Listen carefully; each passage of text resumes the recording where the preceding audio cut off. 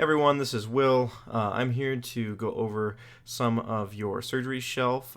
Basically, the NBME put out this outline. I'm going to include that in a link in the description so that you can go ahead and look at that yourself.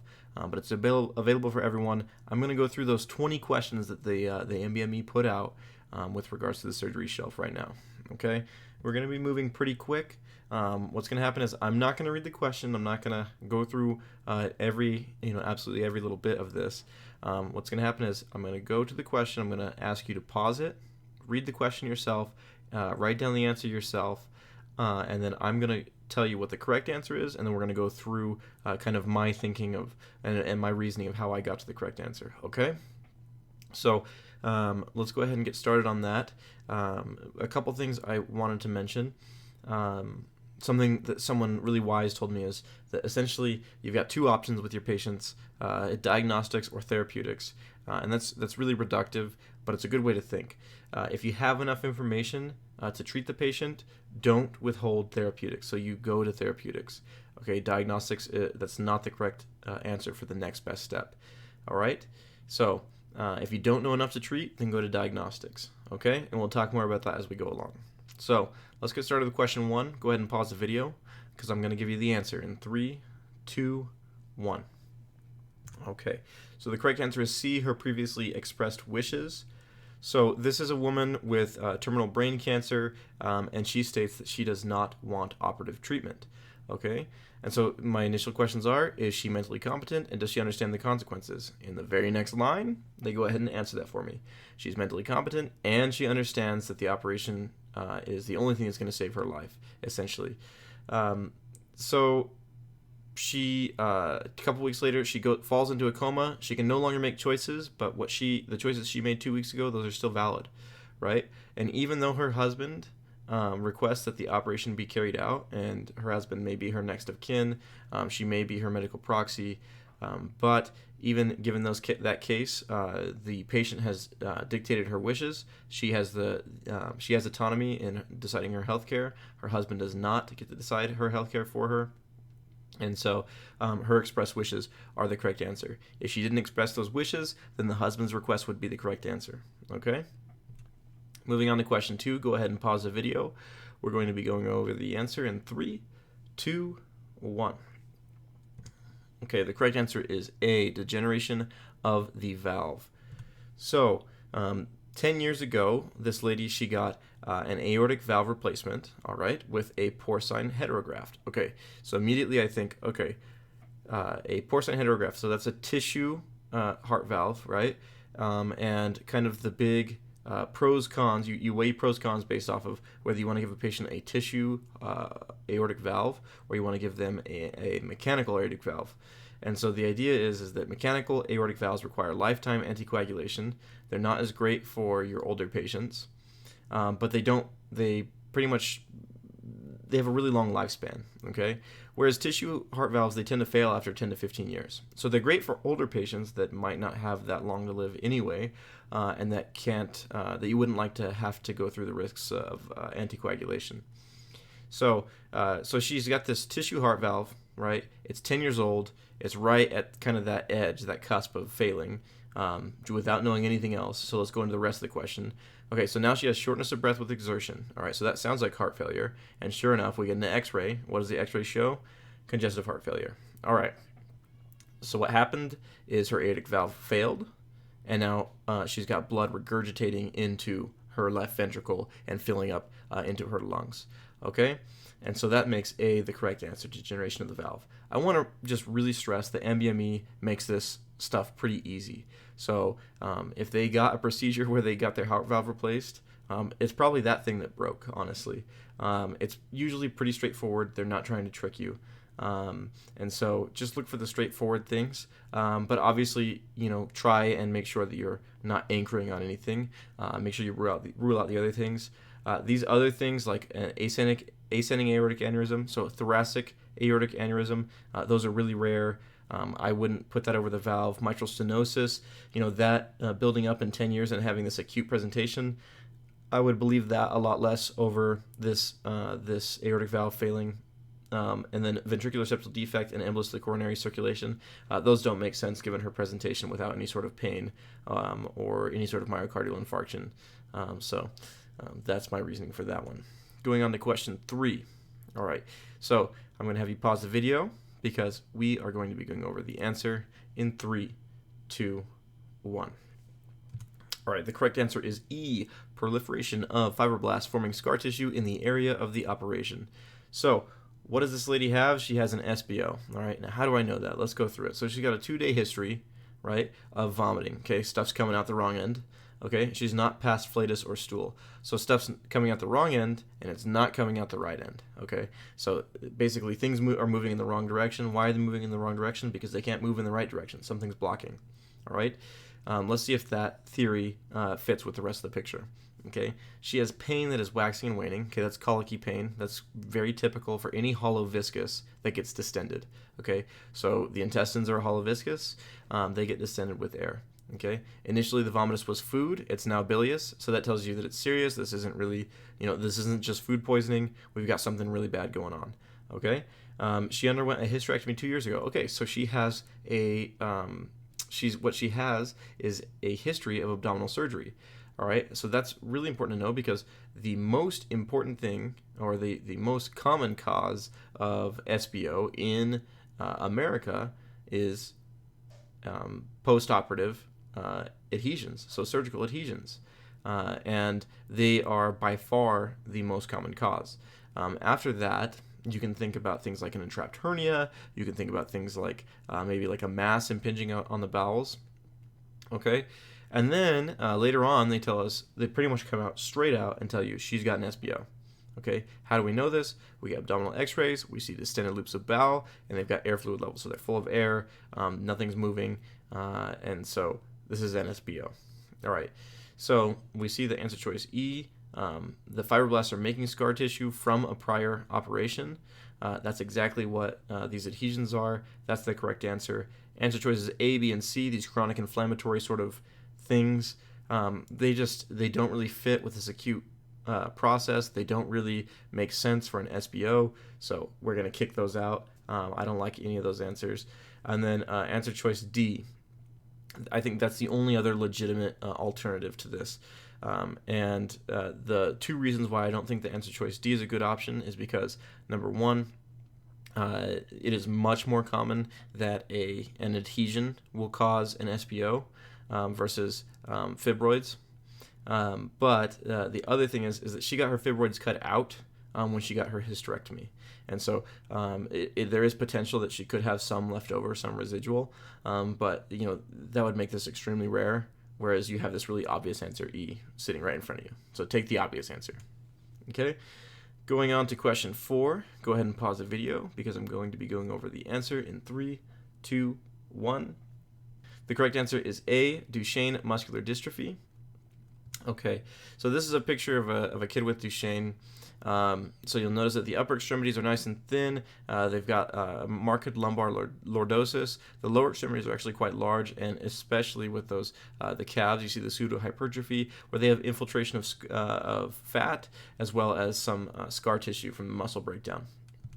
Okay, and so going over this is a 4-year-old boy, so this is a young. Whenever I hear like young, I'm kind of thinking, okay, maybe congenital, maybe genetic, maybe something like that. And then with boys, you have to also add in all of those X-linked disorders that you don't see with girls typically. All right, so this kid has diffusely enlarged muscles of the calves and lumbar lordosis. So diffusely enlarged muscles, this is a systemic process. This isn't so much of like a tumor. This isn't really a cancer. That's ruling out rhabdomyosarcoma. It's also looking more and more musculoskeletal, especially as they say, hey, sensation's intact. This kid's just got a lot of weakness. So now I'm not thinking of a lot of these neurologic type of complaints like lumbosacral radiculopathy or spina bifida. And then furthermore, and nowhere in here does this kid complain of joint pain. So juvenile idiopathic arthritis, that one's out in my mind.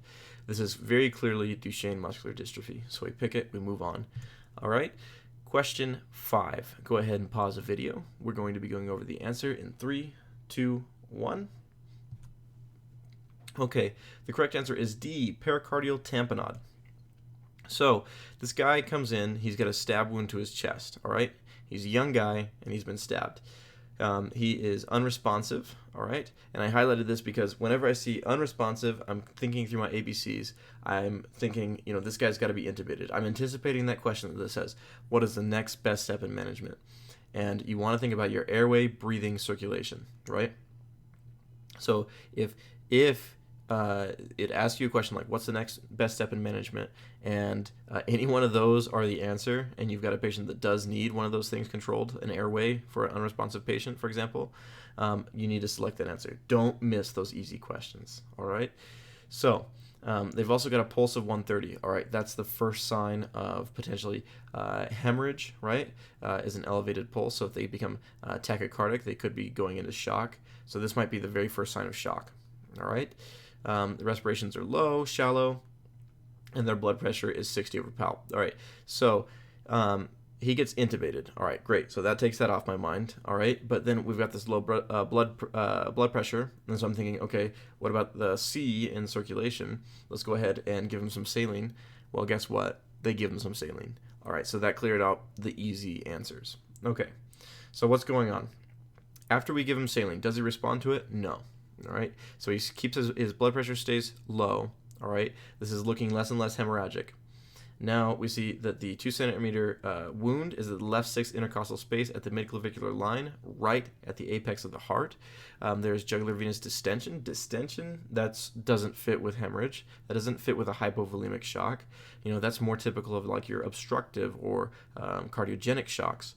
Okay. So breath sounds are normal. The trachea is midline. Whenever I hear trachea is midline, what does that tell me? That pretty much just tells me this is not a tension pneumo. Okay? So get tension pneumothorax off of your list. There it is. That's answer choice E. Get that out of there. All right?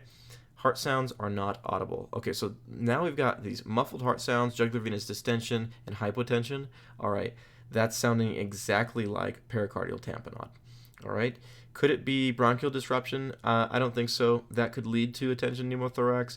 They could have difficulty with breathing. That might explain why they were having trouble with breathing, but it doesn't explain all of the other symptoms. Now, given you could think maybe this is a hemothorax. Maybe they're actually bleeding out into their chest. This happens really commonly if you lacerate one of the intercostal arteries. But again, the patient didn't respond to fluids. And typically you would see instead maybe like a jugular venous like flattening, right? Another thing is that the breath sounds would not be normal.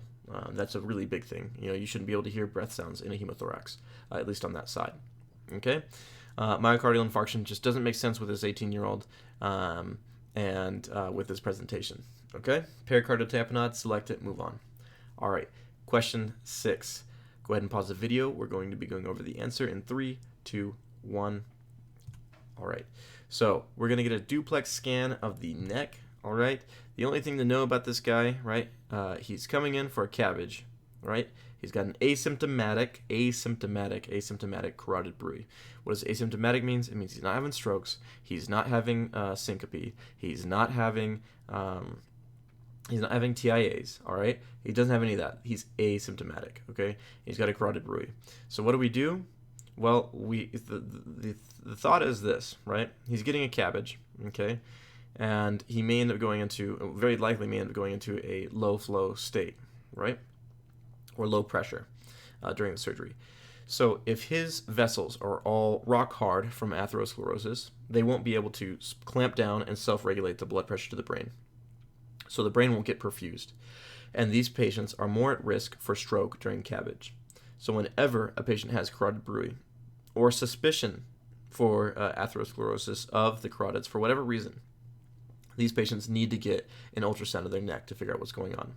Now, if this was symptomatic, sure, you could do the full workup. You could get an MRI. You could get CTs depending on whatever the symptoms are. I mean, it wouldn't be necessarily related to a carotid bruit. Maybe to like a mass or a brain bleed or something like that. PET scan for like a cancer, and cerebral angiography for maybe like an aneurysm. Although even the angiography could be okay for this, but you want to go with something less invasive first, and the ultrasound works just fine for this. Okay, so let's move on. We're gonna pick ultrasound for this, and make sure that this guy is gonna be safe for this cabbage. All right, going on to question 7. Go ahead and pause the video because I'm going to be going over the answer in 3, 2, 1. Pancreatic abscess is the correct answer. All right. So what's going on? This is 10 days after admission for acute pancreatitis. All right. So immediately, just right off the bat, this is setting you up. All right. Two things could be going on 10 days after admission for acute pancreatitis. Either, number one, this patient's got some complication from being in the hospital for this condition, right? So either just being in bed or from the disease itself, or the patient has some complication from treatment of the pancreatitis, right? Or so, I mean, fill in the blank, put whatever you want in here, all right? If they're in here for gallstones or whatever, I don't care. Then if it's 10 days later or some amount of time after admission, they're talking about a complication most of the time, all right? So this patient with alcoholism, which, by the way, the top two causes of pancreatitis, that's going to be alcoholism and gallstones, they develop what? A fever. Not just any fever, but a high fever, 39.4. That's a good fever, all right? So what's going on with this patient? What's a really common complication of acute pancreatitis? Well, they can get what's called this walled-off necrosis. I think pancreatic abscess is the old name for it, but they can get walled-off necrosis and then get an infection, all right? So going through some of the other answer choices, pancreatic insufficiency. All right, so that's what happens when you get chronic pancreatitis. They can no longer make enzymes. That patient would look like they had steatorrhea, fat-soluble vitamin deficiency. This is not the case. Perforated duodenal ulcer or duodenal ulcer, I don't care how you say it.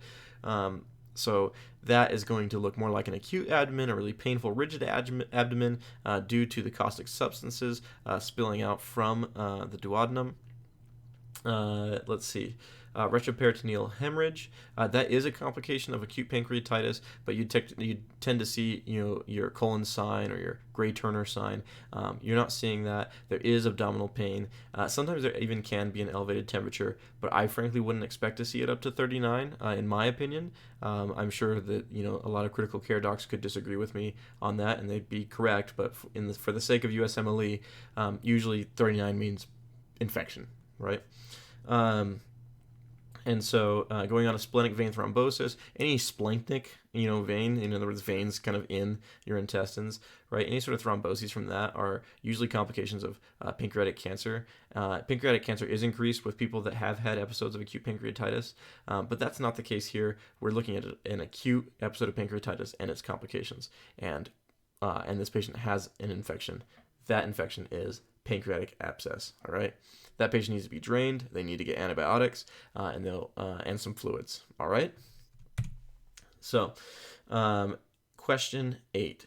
Let's go ahead and pause the video because I'm going to be going over the answer in 3, 2, 1. Answer choice A, intravenous administration of fluids. So I talked about this before. If fluids is one of the options, you better make sure that is that's not the correct answer, because that's a really tempting answer all the time. All right, so this patient's had a syncopal episode. Okay, something bad's going on. Then what causes a syncope? Usually, not enough blood flow to the brain for some period of time, right? For some reason. All right. Her last menstrual period began 7 weeks ago. All right. So, what's the most common cause of missed menstrual period? Pregnancy, right? So that's going to be your most common cause. So, she has a pulse that's 130. We talked about the tachycardia being the first symptom of potential shock, and their blood pressure is low. Okay, down to 80/60. So that's a pretty significant. She's not very stable.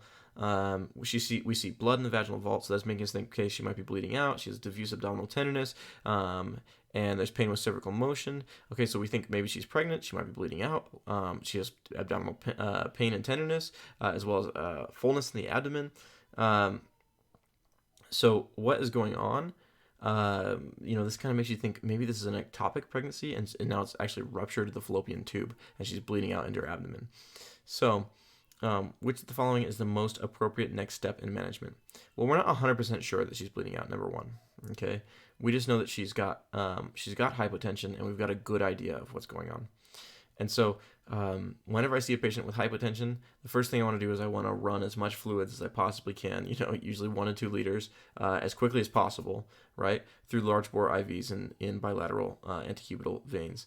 So, that's what we're going to do. We're going to give her fluids. So why not the other ones? Okay, so why not antibiotics? Well, that's not going to cure her hypotension. Sure, she might get an infection later. She doesn't seem to have one now. Her temperature's not elevated. I don't think it's a horrible idea for down the line, potentially, but she's got to live through this first, before we consider treating any sort of infection or prophylaxing any infection.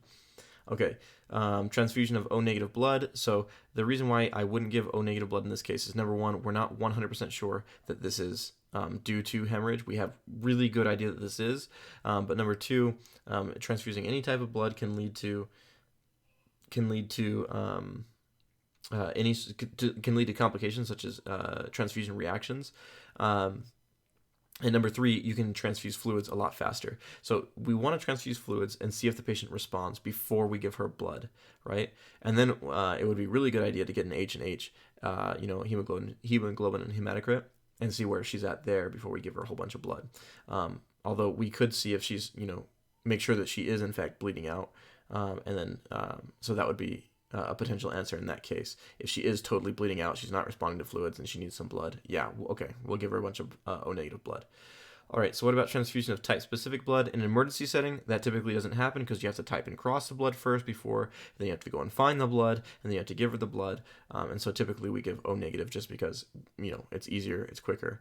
And then cholecentesis, this is a diagnostic technique to see if this patient does have a ruptured fallopian tube, but we'll hold off diagnostics while the patient's unstable, okay?